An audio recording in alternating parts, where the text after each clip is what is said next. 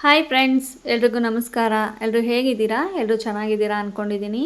Friends, ಬನ್ನಿ ಇವತ್ತು ನಾನು ಮೀಶೋ ಕಡೆಯಿಂದ ಈ ಪ್ರಾಡಕ್ಟನ್ನು ತರಿಸ್ಕೊಂಡಿದ್ದೀನಿ. ಈ ಪ್ರಾಡಕ್ಟು ತುಂಬ ಚೆನ್ನಾಗಿದೆ.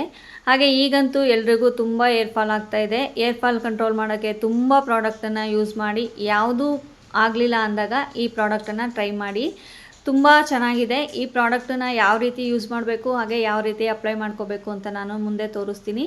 ನಿಮಗೇನಾದರೂ ಈ ಪ್ರಾಡಕ್ಟ್ ಬೇಕು ಅಂದರೆ ಲಿಂಕ್ ಅಂತ ಕಮೆಂಟ್ ಮಾಡಿ, ನಾನು ನಿಮಗೆ ಲಿಂಕನ್ನು ಶೇರ್ ಮಾಡ್ತೀನಿ. ಬನ್ನಿ ಈಗ ನಾವು ಈ ಪ್ರಾಡಕ್ಟನ್ನು ಯಾವ ರೀತಿ ಯೂಸ್ ಮಾಡೋದು ಅಂತ ನಾನು ನಿಮಗೆ ತೋರಿಸ್ತೀನಿ. ಮೊದಲಿಗೆ ನಾವು ರೋಸ್ಮೆರಿ ಆಯಿಲ್ ಪ್ರಿಪೇರ್ ಮಾಡೋದಕ್ಕೆ ಏನೆಲ್ಲ ಇಂಗ್ರೀಡಿಯೆಂಟ್ಸ್ ಬೇಕಾಗತ್ತೆ ಅಂತ ನೋಡೋಣ. ರೋಸ್ಮೆರಿ ಆಯಿಲ್ನ ಪ್ರಿಪೇರ್ ಮಾಡೋದಕ್ಕೆ ನಮಗೆ ಈಗ 1 ಟೀ ಸ್ಪೂನಷ್ಟು ಮೆಂತ್ಯ ಬೇಕು, ಹಾಗೆ ಒಂದು 2 ಎಸಳು ಕರ್ಬೇವಿನ ಸೊಪ್ಪು, ಹಾಗೆ ಒಂದು ಚಿಕ್ಕ ಕಪ್ಪಲ್ಲಿ ರೋಸ್ಮೆರಿ ಲೀವ್ಸ್ ತೊಗೊಳ್ಳೋಣ. ಹಾಗೆ ಒಂದು 7ರಿಂದ 8 ಲವಂಗ ತೊಗೊಳ್ಳೋಣ. ಈಗ ಬನ್ನಿ ಯಾವ ರೀತಿ ರೆಡಿ ಮಾಡೋದು ಅಂತ ತೋರಿಸ್ತೀನಿ. ಹಾಗೆ ಫ್ರೆಶ್ ಆಗಿ 1 ಕಪ್ಪು ಕೋಕೋನಟ್ ಆಯಿಲ್ ತೊಗೊಂಡಿದ್ದೀನಿ. ಮೊದಲಿಗೆ ಸ್ಟವ್ ಮೇಲೆ ಒಂದು ಪಾತ್ರೆ ಇಟ್ಕೊಂಡು ಪಾತ್ರೆಗೆ ನಾವು ಕೋಕೋನಟ್ ಆಯಿಲ್ನ ಹಾಕ್ಕೊಳ್ಳೋಣ. ಫ್ಲೇಮು ಕಡಿಮೆಯಲ್ಲೇ ಇರಬೇಕು, ಯಾಕಂದರೆ ಫ್ಲೇಮ್ ಜಾಸ್ತಿ ಮಾಡಿಕೊಂಡ್ರೆ ನಿಮಗೆ ಬೇಗ ಸೀದೋಗ್ಬಿಡುತ್ತೆ. ಹಾಗಾಗಿ ಫಸ್ಟು ಈಗ ನಾವು ಕರ್ಬೇವಿನ ಸೊಪ್ಪು ಹಾಕ್ಕೊಳ್ಳೋಣ. ಹಾಗೆ ನೆಕ್ಸ್ಟು ಒಂದೊಂದೇ ಇಂಗ್ರೀಡಿಯೆಂಟ್ಸ್ ಆ್ಯಡ್ ಮಾಡ್ತಾ ಹೋಗಬೇಕು. ಫ್ಲೇಮನ್ನು ಯಾವುದೇ ಕಾರಣಕ್ಕೂ ಜಾಸ್ತಿ ಮಾಡಬೇಡಿ, ಯಾಕಂದರೆ ಫ್ಲೇಮ್ ಜಾಸ್ತಿ ಆದಷ್ಟು ನಮಗೆ ಈ ಪದಾರ್ಥಗಳೆಲ್ಲ ಸಿದೋಗ್ಬಿಡುತ್ತೆ. ಹಾಗಾಗಿ ನಾವು ಈಗ ಒಂದೊಂದೇ ಪದಾರ್ಥಗಳನ್ನ ಹಾಕ್ಕೊಂಡು ಮೀಡಿಯಮ್ ಫ್ಲೇಮಲ್ಲಿ ಚೆನ್ನಾಗಿ ಕುದಿಸ್ಕೊಬೇಕು. ನೋಡಿ, ಈಗ ನೆಕ್ಸ್ಟು ಮೆಂತ್ಯ ಹಾಕ್ಕೊಳ್ತಾ ಇದ್ದೀನಿ. ಮೆಂತ್ಯ ಹಾಕ್ಕೊಂಡ್ಮೇಲೆ ನಾವು ರೋಸ್ಮೆರಿ ಲೀವ್ಸ್ ಕೂಡ ಹಾಕ್ಕೋಬೇಕು. ನೆಕ್ಸ್ಟು ರೋಸ್ಮೆರಿ ಲೀವ್ಸ್ ಎಲ್ಲ ಹಾಕ್ಕೊಂಡ್ಮೇಲೆ ನಾವು ಈಗ ಮೆಂತ್ಯ ಕಾಳು ಹಾಕ್ಕೊಳ್ತಾ ಇದ್ದೀವಿ.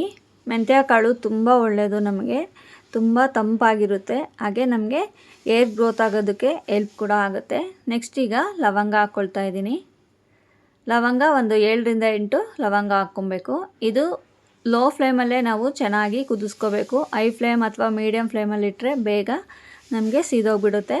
ಯಾಕಂದರೆ ಫ್ಲೇಮ್ ಕಡಿಮೆ ಇದ್ದಷ್ಟು ಚೆನ್ನಾಗಿ ನಮಗೆ ರೋಸ್ಮೆರಿ ಲೀವ್ಸ್ ಇದಾಗಿರ್ಬೋದು ಅಥವಾ ಕರ್ಬೇವಿನ ಸೊಪ್ಪಿಂದಾಗಿರ್ಬೋದು ಎಲ್ಲ ಅಂಶ ಚೆನ್ನಾಗಿ ಬಿಟ್ಕೊಳ್ಳುತ್ತೆ. ಹಾಗಾಗಿ ಚೆನ್ನಾಗಿ ಕುದಿಸ್ಕೋಬೇಕು. ನೋಡಿ, ಈ ರೀತಿ ಚೆನ್ನಾಗಿ ಕುದಿಸ್ಕೊಂಡು ಕುದಿಸ್ಕೊಂಡ ನಂತರ ನಾವು ತಣ್ಣಗಾಗಕ್ಕೆ ಬಿಟ್ಬಿಡಬೇಕು.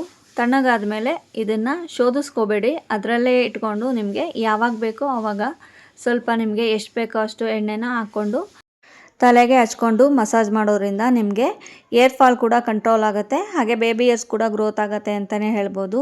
ಈಗಂತೂ ತುಂಬ ಏರ್ ಫಾಲ್ ಆಗ್ತಾಯಿದೆ, ಯಾವ ರೀತಿ ಕಂಟ್ರೋಲ್ ಮಾಡಬೇಕು ಅಂತ ಗೊತ್ತೇ ಆಗಲ್ಲ.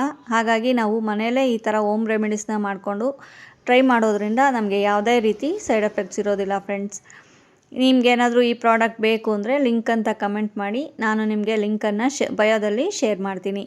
ಓಕೆ ಫ್ರೆಂಡ್ಸ್, ಈ ವಿಡಿಯೋ ನಿಮಗೇನಾದರೂ ಇಷ್ಟ ಆದರೆ ಪ್ಲೀಸ್ ಲೈಕ್ ಮಾಡಿ, ಶೇರ್ ಮಾಡಿ, ಹಾಗೆ ಸಬ್ಸ್ಕ್ರೈಬ್ ಮಾಡಿಕೊಂಡು ಸಪೋರ್ಟ್ ಮಾಡಿ ಫ್ರೆಂಡ್ಸ್. ಇನ್ನೂ ಇದೇ ಥರ ವಿಡಿಯೋಗಳನ್ನ ಅಪ್ಲೋಡ್ ಮಾಡ್ತಾನೆ ಇರ್ತೀನಿ ಅಂತ ಹೇಳ್ತಾ ಥ್ಯಾಂಕ್ ಯು ಫಾರ್ ವಾಚಿಂಗ್.